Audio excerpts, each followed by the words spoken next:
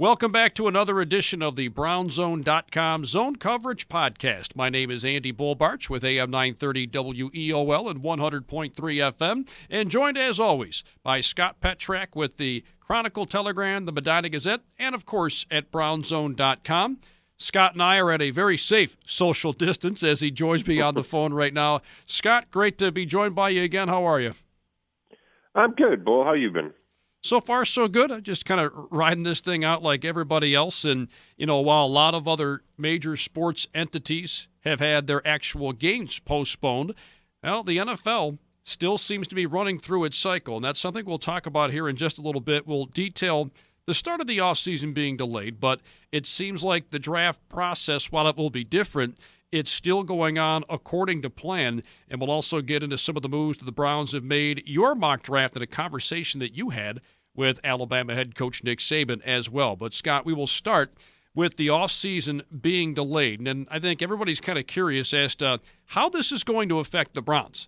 On the surface, it seems like this could be a problem because you're talking about a lot of guys having to work together remotely that haven't really worked together much recently. Yeah, for sure. And it's going to affect everybody across the league, right? You don't have your off-season programs. You don't have your off-season workouts. You don't get guys in the building for meetings or strength and conditioning, and that leads into your OTAs, and that leads into minicamp. And we don't know if the NFL will have any of those. But when you're talking about the Browns specifically, it would affect them more.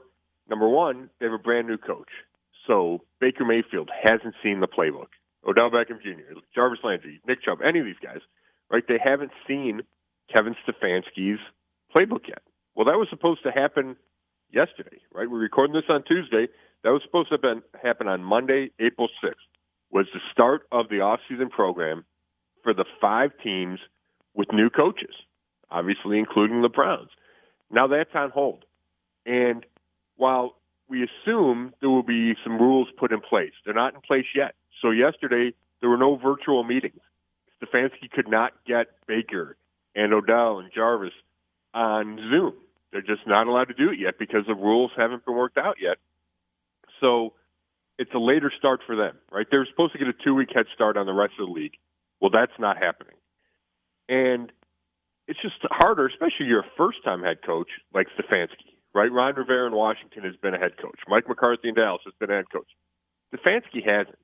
So, he mentioned April 6th date, like right after he got hired. He was already looking forward to having his guys, his players in the building, sitting them down, setting a tone for the organization, starting to build a culture, all those things, in addition to having them learn the playbook and having the strength and conditioning start, all those things that are part of a normal off-season program. And now those are all either on hold or not going to happen. The strength and conditioning coaches can talk to the players and give them suggestions on workouts and that kind of thing, but they can't even have virtual workouts yet. So I think it really is a detriment to a team like the Browns with all these new pieces in the coaching staff. And we talked to Kevin Stefanski last week. It was after we talked, Bull, and we had him on a conference call, and he said all the right things. And he talked about, having contingency plan for contingency plans. And they were going to be able to handle everything, and it wasn't a disadvantage because every team in the league has the same set of rules. And I appreciate his mindset, right? And he has that attitude because that's probably the only attitude you can have. But I do think it's a distinct disadvantage for the Browns and the few other teams in their situation with a brand-new head coach. And the Browns have certainly been active this offseason. Even in the midst of this COVID-19 crisis, the Browns have been able to address some issues. And not long after we got done recording last week, they made another move, and they signed defensive end Adrian Claiborne. Well, what kind of player do you think he can be at this stage of his career? Seems like he was brought in to be a situational pass rusher. It's interesting. He's another former first-round pick, just like Carl Joseph, the safety they agreed to terms with, and Kevin Johnson, the cornerback that they agreed to terms with. A couple other defensive guys that are first-round picks, former first-round picks. Now, the difference is Claiborne signed a 2-year deal, so it's not just the 1 year that a lot of these guys on defense had signed. and that shows a little bit of commitment. I don't think he's a huge pass rush threat. It's interesting because if you look at the stats, he doesn't have huge sack numbers. But if you look at Pro Football Focus, and they break down every play and they grade every play, he had a big-time win percentage as a pass rusher. So I think he's a veteran guy that can do both. He can play against the pass. He can rush the passer. He can play against the run. Last year he had 4 sacks. The year before he had 2.5. 2017 was his big year. He had 9.5. That's a career high for him, and that was with Atlanta. So, I don't think you can go, okay, this guy is going to get, you can't count on 6, 8, 10 sacks. And he only started one game the last couple of years. He's been a rotational guy for much of his career. But, it's one of those guys where you probably look at his career early and go, he's a bust. He's not even starting. He's not piling up any sack numbers. But then the longer he stays, and this will be year 10 in the league, you go, okay, this guy is a legit NFL player. He's made a long-term career. Teams value him, right? He's been on good teams. He was on the Atlanta Super Bowl team. He was on the Patriots team that won the Super Bowl in 2018. So I like the signing. I do think you have to look at it as a depth signing. I don't think he's going to come in and replace Olivier Vernon as the second end, the end opposite Myles Garrett. I think he's a third guy, and you need a third guy because Chad Thomas would have been that third guy. And while he played okay last year after Vernon got hurt and Garrett got suspended, I don't think he's a starter in this league. I think he's a depth guy. I think he's a better run stopper than a pass rusher. He's a third or fourth end. So I think the Claiborne signing is a lot like the Andrew Billings signing as a defensive tackle. It gives you that third guy in a rotation that you're looking for. Well, while we're on the topic of that particular position, there's been some noise this week about Jadeveon Clowney. And I think a lot of people look at that, think maybe that's just noise. A lot of people think that's a very serious option for the Browns. How serious do you think the Browns are about him? And I guess more importantly, how serious do you think Clowney is about the Browns? Well, that's a great part of the question, Bull, is I think it's going to come down to, does Clowney have interest in the Browns? It sounds like he would prefer to go back to Seattle, just kind of reading the tea leaves and connecting the dots. I haven't had anybody inside Browns headquarters give me direction one way or the other on this. I know, ESPN reported that the Browns have shown interest, and that other people around the league thought the Browns had come closest to signing Clowney. Now that's a kind of a vague description, and other people around the league, that's some conjecture there. But I have no doubt that the Browns have inquired about Clowney, and the reason is simple. And I think we've touched on this before. Olivier Vernon is due to make, I think it's $15.5 million, right? You get $15 million salary, and then there's some bonuses there. So if you put him at $15.5 for 2020, and he's coming off a season where he missed 6 of the last 7 games with a knee injury, he only had 3 sacks. Is he worth paying that kind of money to? And I think most people would say no, he's not worth that kind of money. The problem is the Browns don't have a suitable replacement. And like I just mentioned, I don't think Claiborne is that guy either. So you can't cut your starting end at a position that is crucial in today's NFL. And especially when Vernon is a starting caliber guy. He's proven that. He's a former Pro Bowler. He's had good sack numbers. I thought he was really coming on before he got the knee injury last year and was playing well against the run, started to get some pressure on the quarterback. So you can't just cut him when you don't have a replacement. And if you look at the draft, left tackle's a bigger need. They'll probably go left tackle at 10. Can they get a pass rusher at 41 that can step in and be that starter? Maybe, but I don't think it's a great draft class for that. They have other more pressing needs at safety and linebacker.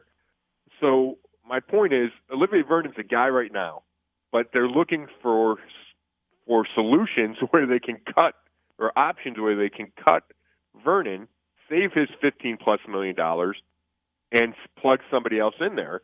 So Clowney makes all the sense in the world in that regard. Now you have to decide, it's a couple of things. One, is Clowney an upgrade over Vernon? And I think a lot of people would assume that he is. You know, he's a former number 1 overall pick. We've seen the splash plays, right? We saw the play in the bowl game that made him so famous when he was at South Carolina where he blows up the guy in the backfield. You know, he's the kind of guy that gets an interception and returns it for a touchdown.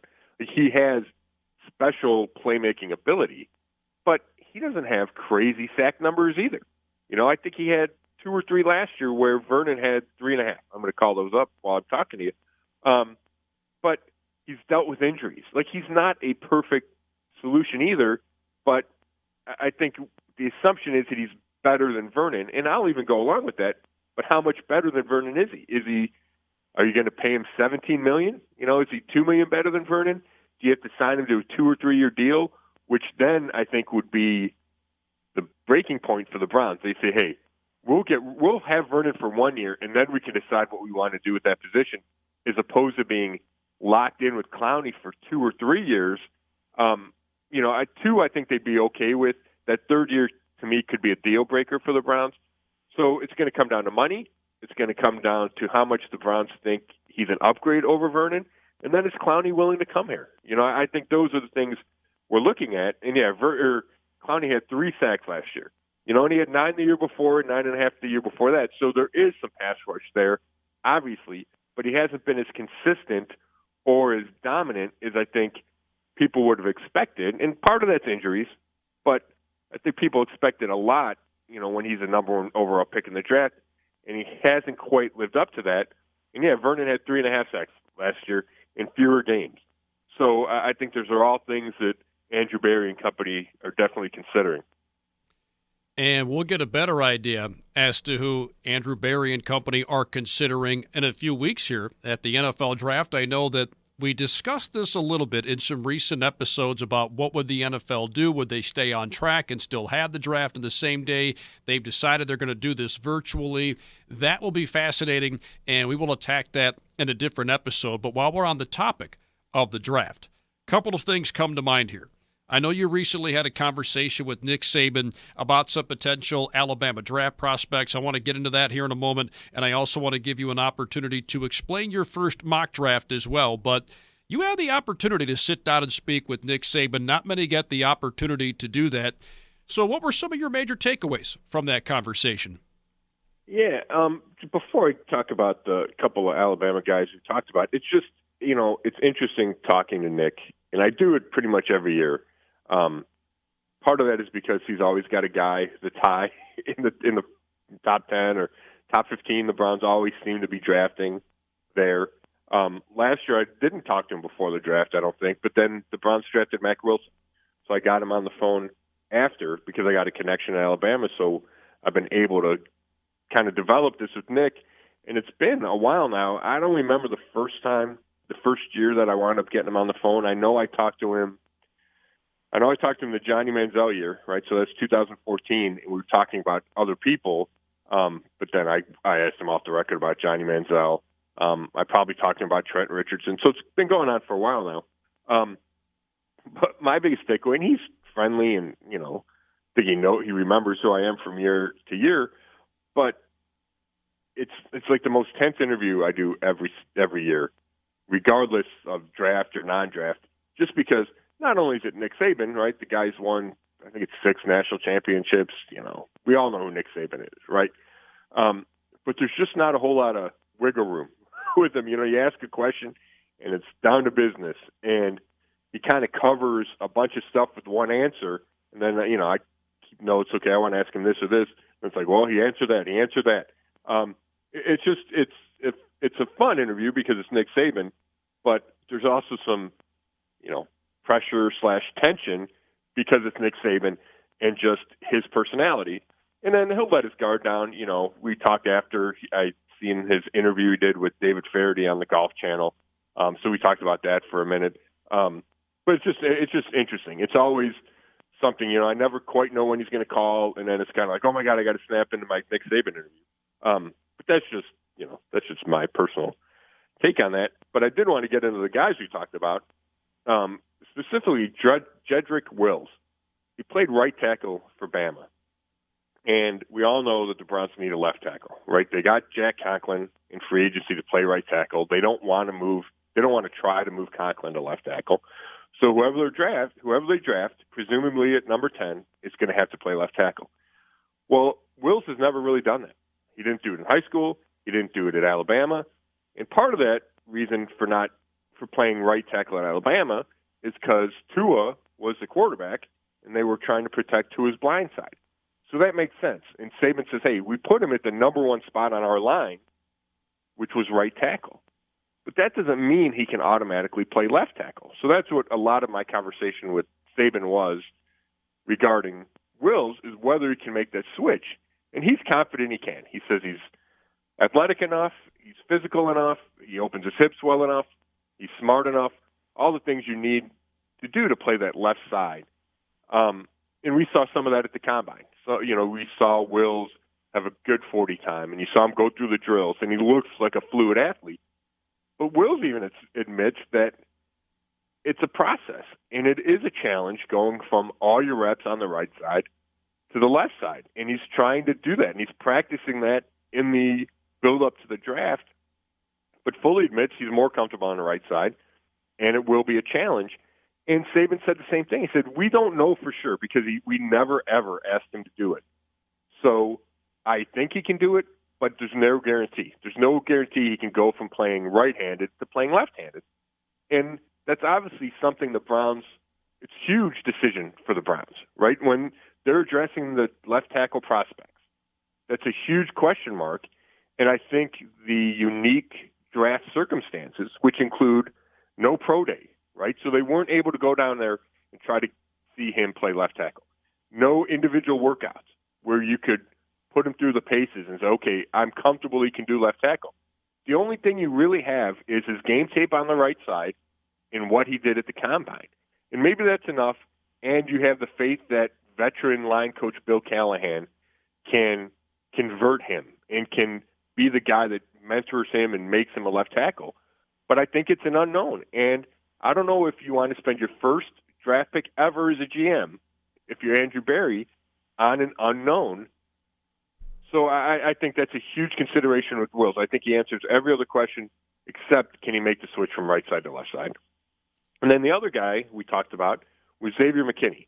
And I don't know what scenario the Browns would be in where they could get McKinney because he's probably the number one safety in the draft, and the Browns aren't going to take him at 10. If they slide down, maybe they take him because safety is a huge need, right? They agreed to terms with Carl Joseph. They signed Andrew Sendejo, but he's a rotational guy, so they still need a safety. And they need a long-term safety because I'm not sure there's one on the roster.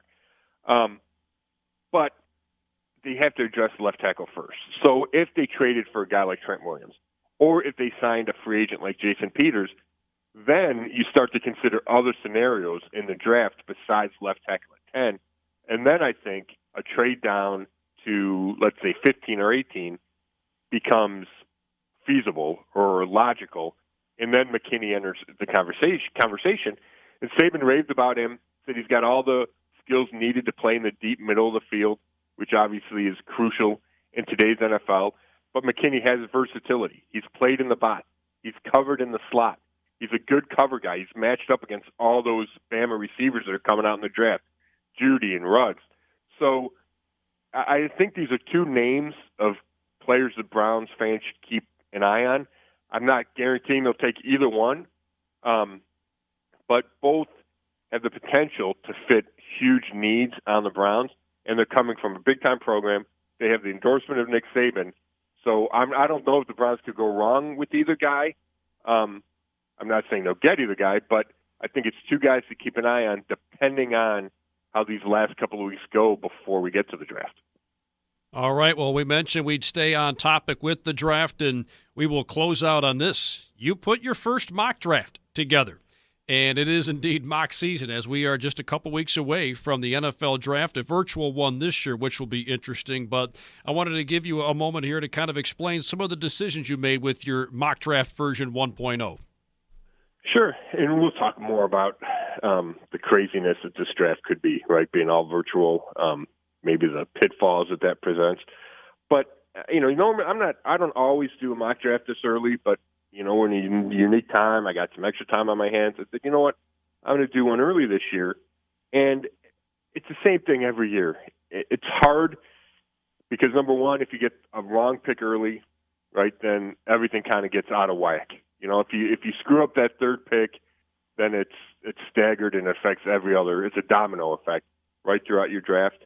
At the top, it's Joe Burrow and Chase Young. Most people agree with that. It's tough to predict a whole lot of trades in mock drafts. And I think this year we could see fewer trades because of how the draft is being conducted. You don't have the same 10 landlines in the same room and you can talk to 10 different GMs. I think that's going to make it tougher to trade. But I did think Miami will do everything it can to get Tua from Alabama, the quarterback from Alabama. So in order to guarantee that, I have Miami going from 5-3 with Detroit to lock in on Tua. I got the Giants taking Mekhi Becton, the left tackle from Louisville. If he's still at 10, the Browns could pounce on him. But I think the Giants say no, he's too big, he's too rare of a special athlete and size that they take him at number 4. I have Isaiah Simmons, another possibility if he happen to get to 10. The versatile linebacker out of Clemson. He can play safety. I got him going at 7 to Carolina, so that's another possibility for the Browns off the board. Arizona, I got him taking Tristan Wirfs, the tackle out of Iowa. He's played some left tackle, but mostly right. I think there is another projection there if the Browns were to have the option of Wirfs. He's another one of these tremendous athletes for a guy his size. But I think Arizona grabs him. They have a huge need on the line. They traded for DeAndre Hopkins so they don't have to draft a receiver. And then the Browns have an option. So that means 2 tackles are gone, Becton and Wirfs. And then it comes down to Wills from Alabama, the guy I just spent so much time talking about, or Andrew Thomas from Georgia. And I had the Browns taking Andrew Thomas. I think you don't have to project him because he's played left tackle. He played left tackle at a high level against high competition in the SEC. It just seems, if given those 2 guys, and I think Wills might have a bigger upside and might be a better athlete, but Thomas feels more like a sure thing to me, and I'm not sure Andrew Berry. It feels like maybe it's just my personality, but if I were making my first draft pick as a general manager, I would want to go sure thing, and I think Thomas is more of a sure thing. So that's what I did with the Browns at number 10. And I'll do at least one more of these before the draft. And what I'll really have to weigh then is, do the Browns trade down? In what scenario? If 2 of the tackles are off the board, do they trade down, get extra picks because we know that analytics say the more picks the better, and then try to hope Thomas or Wills is still there at 15 or 18, or then you take a second-tier guy, whether it's Josh Jones from Houston, Austin Jackson from USC, Ezra Cleveland from Boise State. These are all guys that I think are in play for the Browns if they trade down. And like I mentioned, with analytics, I cannot rule out trading down. So that'll be one of my big considerations when I do my next mock draft is, will the Browns trade out of 10, or will they just sit there and take the best left tackle still on the board? You mentioned you're going to do at least one more mock draft. Will this be just a first-round deal, or how many rounds do you anticipate going with your next one? I'm only going to do first round, but then I will do all the Browns picks, right? So, I'll go through and I'll try to match, okay, well, they need a safety at 41, a safety or linebacker, and just try to kind of slot guys who still might be available at each spot they're picking throughout the rest of the draft and try to connect some names. Maybe I'll do the whole complete mock until 41, until that second-round pick. I think that makes some sense. So those are kind of the 2 things I'm playing with. Good deal. We're certainly looking forward to that on BrownsZone.com and, of course, in the Chronicle, Telegram, and the Medina Gazette in the coming weeks as well. Scott, as always, a pleasure catching up. Looking forward to diving a little bit deeper into the mock draft as well and finding out what you have in store for us here in the coming weeks, as we are just over 2 weeks away from the NFL draft. I know that's going to be here in a hurry, and I do think we're going to get Andrew Berry on a conference call one of these days, so we'll have plenty to talk about. Bull, there's no doubt about that. Absolutely. Scott, as always, we appreciate the time. Thanks, bud. Thank you, Scott. Again, that's Scott Petrak, Browns beat reporter with the Chronicle, Telegram, the Medina Gazette, and, of course, at BrownsZone.com. That's going to wrap up today's edition of the BrownsZone.com Zone Coverage podcast. For Scott Petrak, this is Andy Barch saying thank you again for listening, and you will hear from us again next week.